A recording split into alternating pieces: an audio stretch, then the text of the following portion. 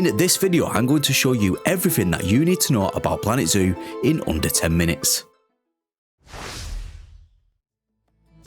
First of all, do not skip the career missions. They also double up as tutorials that will teach you the fundamentals of playing the game, but also they have a fun storyline that challenges your management and creativity skills. With time scenarios, they will test your management skills even more. When opening a sandbox or a franchise mode zoo, you can actually select the terrain type that you want to open the zoo in.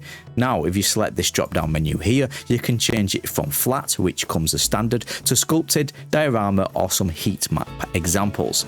I love just clicking on sculpted and seeing what the game comes up with. So now when you do open your zoo, it's not just flat land, it's already been terraformed. To be able to get really creative and play the game without any restrictions, you can jump on and play sandbox mode, where you can change all kinds of settings, from powering the whole of your zoo without actually any power supplies, to totally stopping the animals escaping your habitats. You can make sure your staff are fully trained and that your guests do not moan about any kind of animal related welfare issues. But if you still want the elements of a challenge, you can set how much money the game gives you when you first open your sandbox zoo, so you can play it more like a franchise zoo.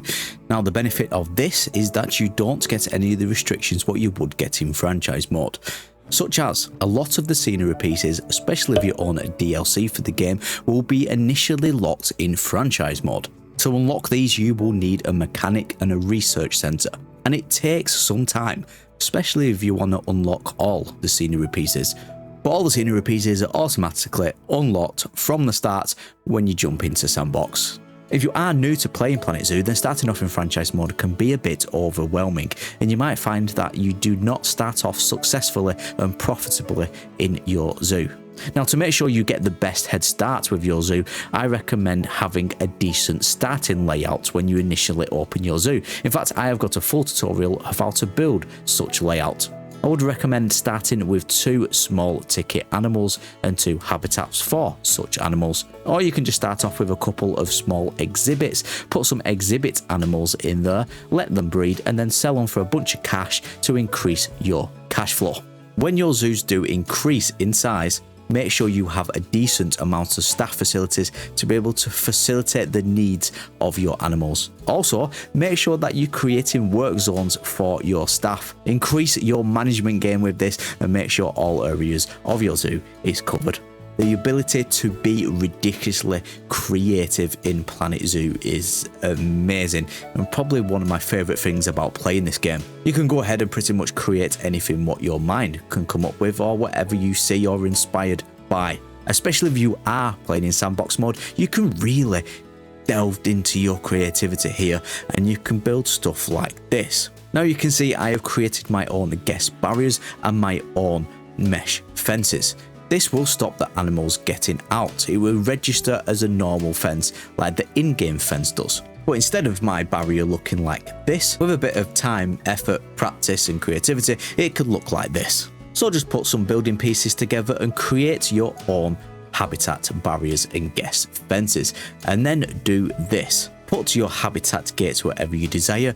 I tend to put this in a backstage area surrounded by props in a separate building, either at the back or the side of where the guest viewing area is and the main fencing. Once you've put this in wherever you want it, you can just add null barriers, and you can just wrap the null barrier and use the null barrier system to go all the way around the outside of your own made habitat barriers, your mesh fences and your walls that you have put in.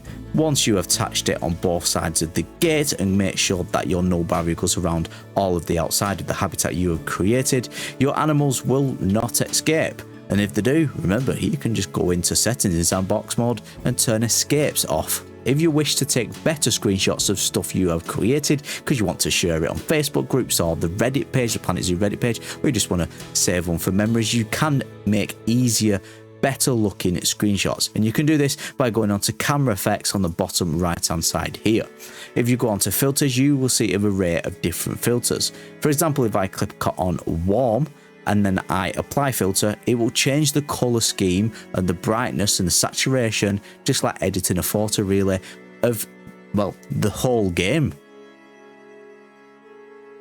Breeze will make it a cooler colour, but make it look a little bit more realistic. And then we've got Lush, which is very vibrant. And not just screenshots, you can create your own little videos of what you created. And you can do so by using the cinematic root editor. And it's actually quite simple to use. Now, I've set some cameras up, so let's just press hide UI while playing, and then we go ahead and press play and have a look at the little video cinematic that I've just created.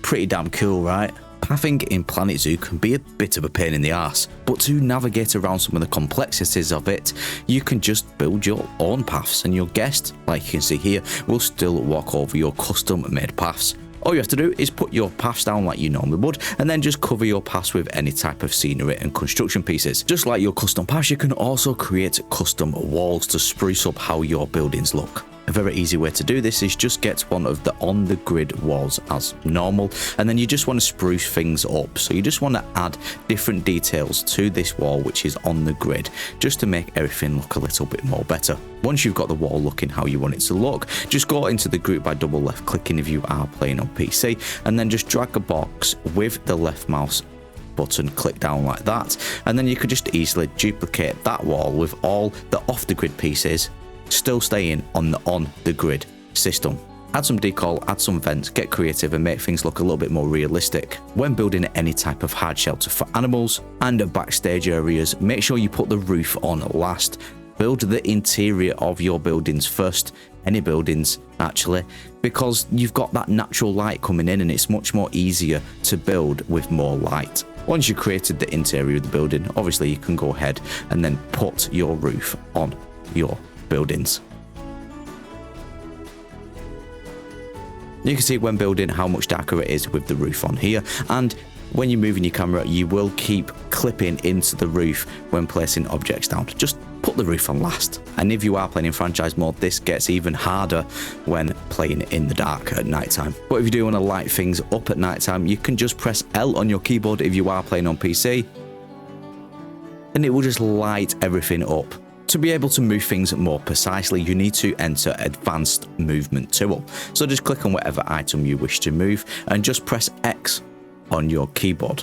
Obviously this will be different on PlayStation and Xbox, but this will open up these arrows. These help you move things more precisely in game. If you press X again, you can now rotate things more precisely in game. If you want to put angle snap on and rotate it at a certain angle, like you can see me doing here, you can do this also. Now if you have a building piece like I have here and it is at an angle, you can see I can only move it in or out at the moment.